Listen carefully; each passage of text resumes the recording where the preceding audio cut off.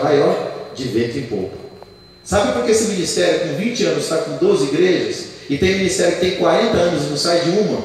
Administração. Amém? E entenda, tudo que está sendo administrado bom, pode melhorar. E tudo que está ruim, pode piorar. Essa é a verdade. Então, ó, no caso de Neemias e Salomão, eles foram dois grandes líderes de Israel. Um para a construção, que foi Salomão, e o outro para a reconstrução, que foi Neemias.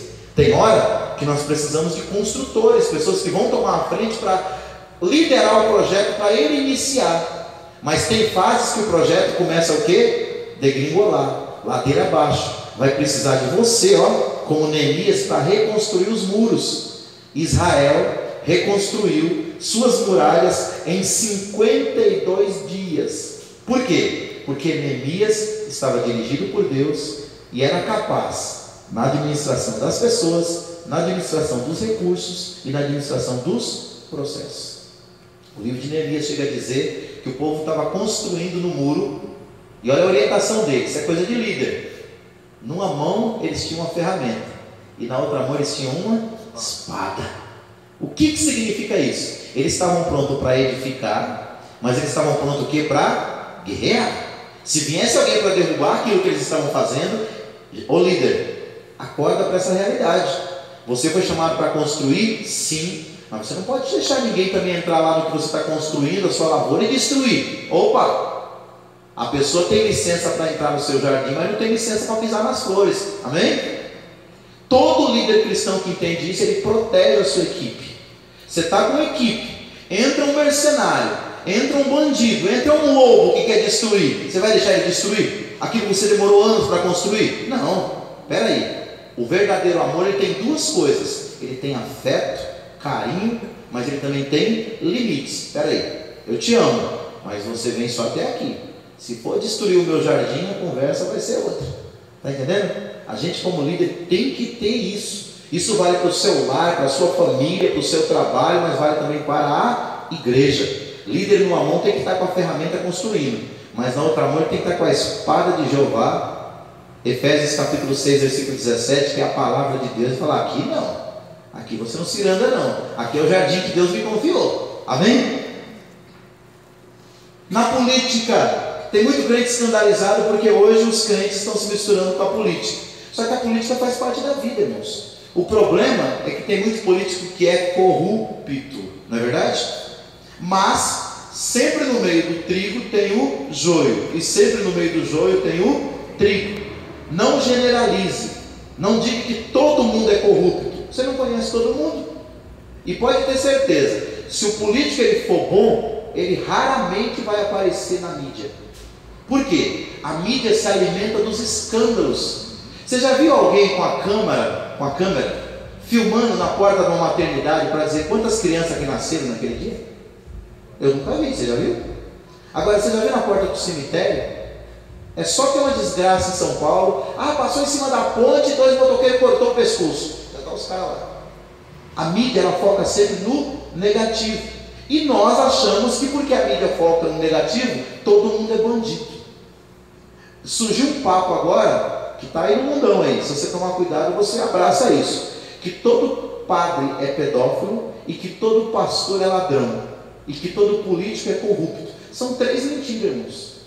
Eu não sou católico, mas tem muito padre que honra o seu ofício, que são pessoas dignas, ainda que eu não concorde com alguma ideia dele. Tem muito cara que é digno. Só que aqueles que são pedófilos, o que eles fazem? Eles mancham a categoria.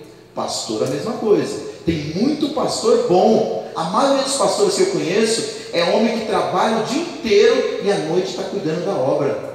Os pastores de tempo integral são pouquíssimos. A grande maioria, rala de dia e cuida da igreja de noite. Agora o que acontece? 2 ou 3 dá escândalo, as pessoas já generalizam. Não generalize. Está entendendo? Então a Bíblia fala de homens de Deus na política. Fala de José. Por causa de José, o povo da terra sobreviveu. Ele sustentou, ele foi como um pai para Faraó, diz a Bíblia. Outro homem de Deus, Davi. Davi foi uma grande referência como líder na história de Israel. Israel nunca foi tão bem sucedido no seu papel como nação do que quando Davi foi líder. Ele era um líder político. Isaías, para quem não sabe, Isaías era um estadista, vivia dentro do palácio do rei Uzias, era um grande conselheiro de vários reis, inclusive de Uzias, mas nunca deixou de ser um homem de Deus. E Daniel? Daniel chegou a ser um dos 3 maiores líderes depois do rei da Babilônia, e o rei tentava colocar ele como o primeiro. Está vendo? Tem gente que diz: o dinheiro corrompe se o coração já for corrompido. O dinheiro, a fama e o poder traz para fora o teu melhor e o teu pior. Se o que tiver dentro de nós for podre, o dinheiro, a fama e o poder vai trazer coisa podre. Mas se o seu coração for bom, se o seu coração for um coração de Deus, sabe o que vai acontecer? O dinheiro, a fama e o poder vai trazer para fora o que tem melhor de você. Porque Jesus disse: o bom homem tira do seu bom tesouro coisas boas. O bom líder tira do seu bom tesouro coisas boas. Agora o mau homem e o mau líder tira do seu mau tesouro coisas ruins. Então não é a ocasião que faz o ladrão. O que faz o ladrão são os seus princípios, os seus valores. Tem gente que a mão dele parece que tem cola, onde ele coloca gruda.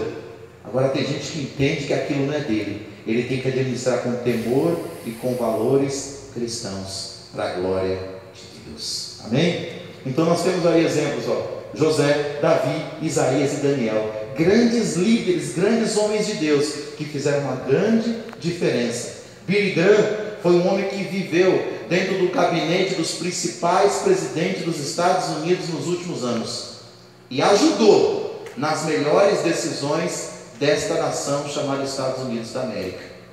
Quando eles o ignoraram, os Estados Unidos começou a degringolar. Quando eles o ouviram, não só ele, outros homens também, o país melhorou.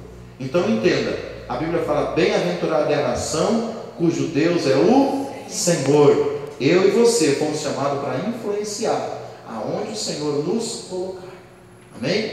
Seja na igreja, seja na sociedade, seja no poder público. Faça a diferença.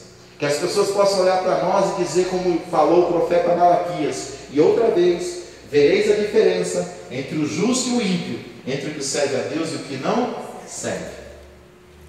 Jesus